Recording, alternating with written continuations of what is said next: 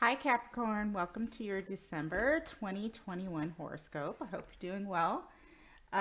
So, we are in Sagittarius season, and the sun this month is lighting up your 12th house. The 12th house is an interesting house. It is the house of what's hidden.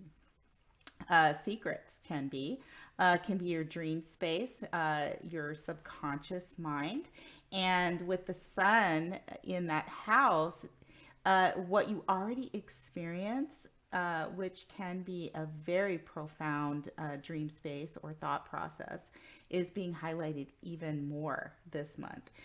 Mercury also was traveling with the sun in your 12th house up until a few days ago on the 13th, and that can speed that up. Mercury is the mind. Mercury moves very quickly.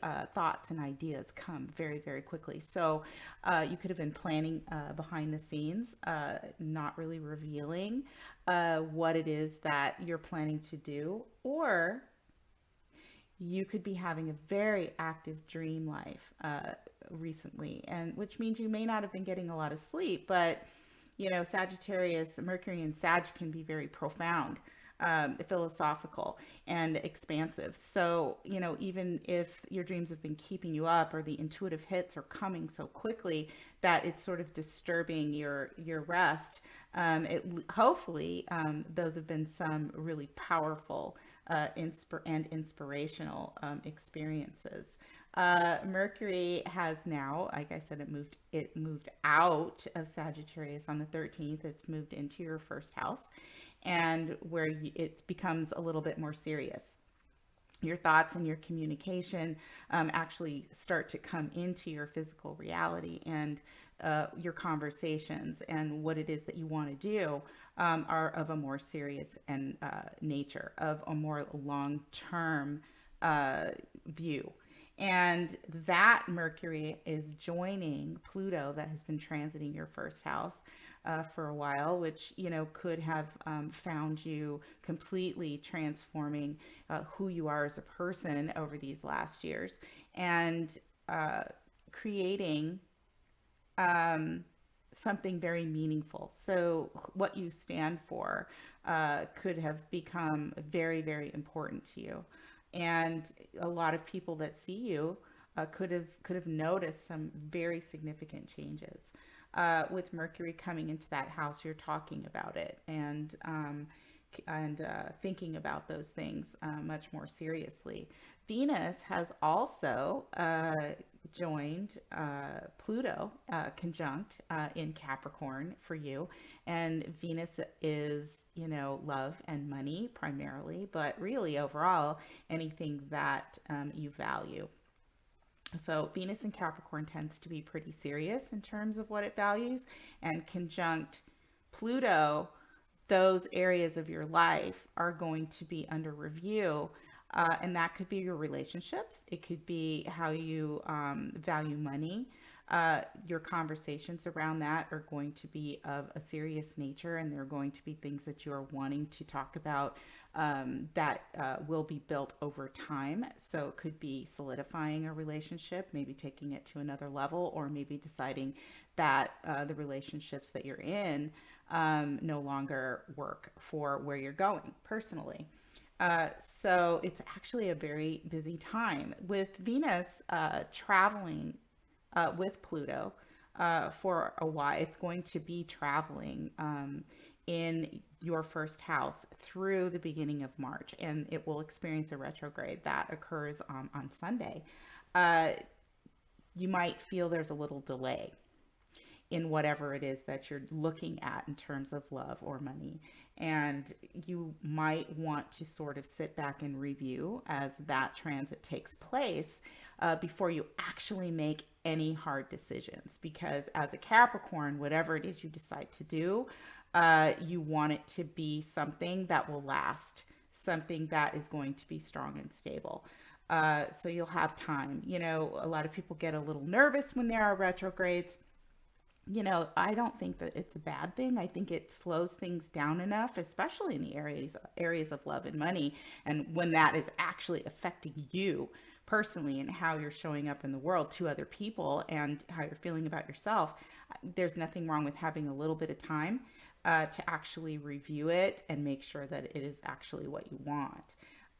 You had Mars traveling in your 11th house. In Scorpio up until a few days ago as well. And during that transit, which is going to be a focus on your friends and your hopes and your dreams. And, Scorpio energy is very serious. It draws something in that actually is meaningful. So you could have been really moving towards taking serious action in building a network of people that actually are doing something that is transformational, something that means something out there in the world. So Mars, you could have accomplished a lot and come to a lot of realizations about where you belong in the world and what you really want during that Mars transit in Scorpio. Now it is going in to your 12th house, which again is the house of what's going on behind the scenes. And although Mars is a planet of action and you may be taking some action, you might be sort of taking some time because that was an intense time in Scorpio. You could be taking some time to actually formulate what it is that you want to do before you move any of those things forward. But moving into Sagittarius, you could feel a lot better about it. You could be having even more insights on how you want to take action that actually give you a plan or some inspiration about how you want to expand that. Also, too, we have Pisces or Pisces energy that we want to talk about here. So Neptune has been traveling in Pisces in your third house of communication. And, Mercury, that's the house that Mercury rules. So Mercury is the messenger. And with Neptune sitting in there in Pisces, it makes you a very intuitive person anyway, a very spiritual person potentially. Although you may not show that side of yourself, while Neptune is moving through that house, though you could be coming to a different place in your mind and in your thoughts spiritually. You might be wanting to expand that.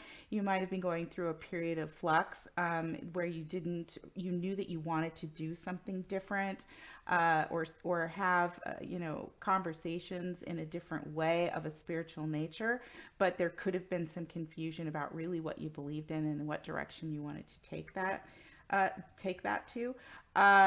Pisces energy is very healing, and with Neptune in that house, and Neptune rules Pisces, it's at home, so it's a very pure energy to work with.